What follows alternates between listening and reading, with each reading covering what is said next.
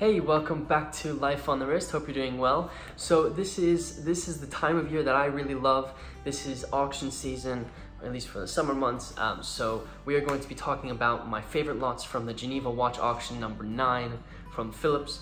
This was a really awesome auction to be a part of. There were some really awesome lots that were in this. For example, lots 32 and lots 34 were the George Daniels watch and pocket watch. These fetched for such high amounts that it was really awesome to see, and I'm sure the new owners are extremely happy that they participated in this auction. Also, MB&F was, as you know, I'm a huge MB&F fan. MB&F did a really great job. They had, you know, the LM1 in platinum. They also had with a beautiful blue dial, which was lot 140 that fetched a really great price. There was also the music box and an HM6 that was part of this auction, which was great. And it was great to see that MB&F is now, you know, moving into auctions, because you didn't see that with them, being that they're quite a modern brand. And then obviously there was so many Daytonas that were sold, Submariners, very different references, various references.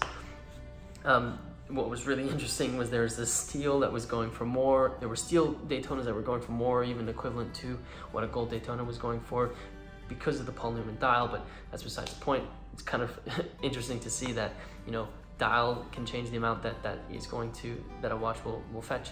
But I'm going to go through my 5 favorite lots from the Geneva Watch Auction number 9. This is obviously my personal view, and what I've noticed is when I picked these, they were all quite vintage driven, so I guess you could say these are vintage picks for me. But without further ado, let's just get straight into it. So the first lot was lot number 8. This was the AP Royal Oak in ceramic. It's the Perpetual calendar on a bracelet. It had the moon phase and week indicators. This was one of the modern versions, so I guess that doesn't count with my vintage takes, but this is an awesome watch. I mean, it was released back in 2017, and obviously it has this black finishing to it, so it's very distinct and very different from other Royal Oaks that have been released. It's 41 millimeters, so it's perfectly, I mean, Royal Oaks just sit perfectly on your wrist. And obviously it has that complication, which is really cool. It was estimated to go between 70 and 140,000 Swiss francs, and it ended up selling for 131,000 Swiss francs. So a great estimate. It fell right in between that estimate towards the higher end. I mean, this is a beautiful watch. I would love to be able to put that on my wrist. It has a really cool see-through case back, so you can see that caliber 5134 staring back at you. This is an ultimate modern watch, and one that someone should be very proud of wearing, but also AP should be very proud of releasing. The second watch that was one of my favorites from this auction was the Rolex Reference 3835 chronograph. This was a yellow gold chronograph with a champagne dial. What really made me fall in love with this lot was the lugs. The lugs were this triple step lugs that kind of stepped down as you went out towards the outside of the lugs, and it really made it be a very, very distinct chronograph, and not something you're going to see every day. This was signed by Ronchi Milano, which means, you know, a famous jeweler within Milan.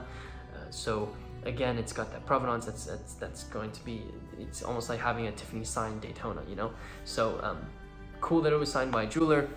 It measures 34 millimeters, so it's a little bit smaller than most chronographs that people are going to be wearing, and it's from 1938. So looking at a true vintage chronograph that's super unique with those different types of lugs.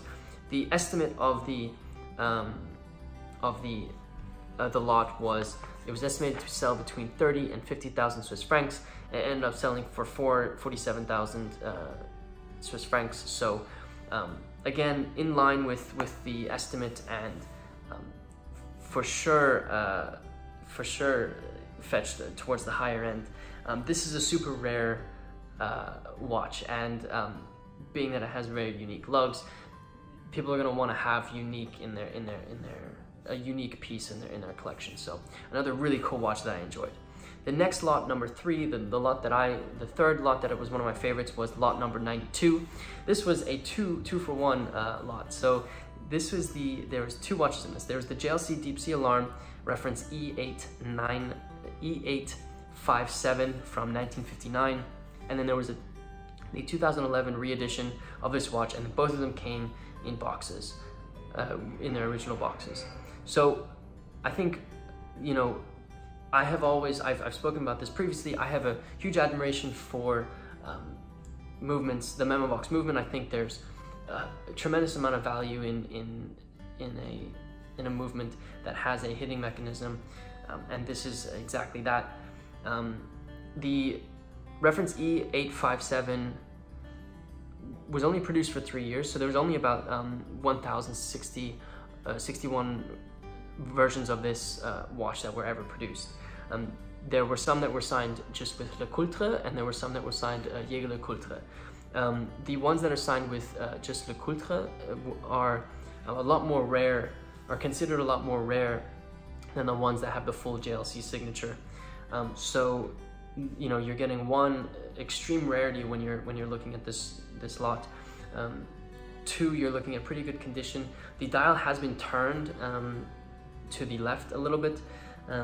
I don't actually, you know, towards one side, so that's a pretty unique version of the watch. And it's kind of cool that you are matching the vintage heritage of it with the modern watch.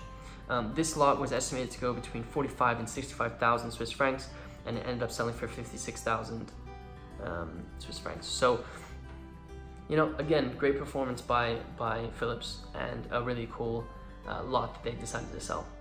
The next lot was a lot number 105. This was the Vacheron Constantin reference 4659. This was the yellow gold. It was a very simple watch. It was a yellow gold, time only piece with guilloche dial. But again, the thing that stood out to me were the lugs of the watch. They are described as crab lugs. The case is measured at 35 millimeters. It's from 1950. It has a very simple Vacheron Constantin movement, the P453-3C movement. You can find this in many watches. I've owned a few Vacheron Constantins that have the same movement in them. So a very simple, on the surface, a very simple watch. However, again, the lugs just make the watch stand out. And again, that lug design is going to make the watch feel unique to collectors, and that is why it actually sold for above estimate. The estimate was between 8,000 and 12,000 Swiss francs, and it ended up selling for 14.4 thousand Swiss francs. So a beautiful example. I think the condition of this watch was impeccable, and a great find by Phillips, and a very lucky owner who got to take that home. The last lot that I thought was very unique, and one of my favorites, was the lot 166. This was the Patek Philippe reference 11 from 1919. It has a rectangular yellow gold case with a champagne dial and Breguet numbers. This is a quintessential dress watch. It measures 37 millimeters in length. I think it was about 25 millimeters from side to side, and has these awesome blue hands that everyone is desired right now in the vintage watch world. And the movement is absolutely impeccable too.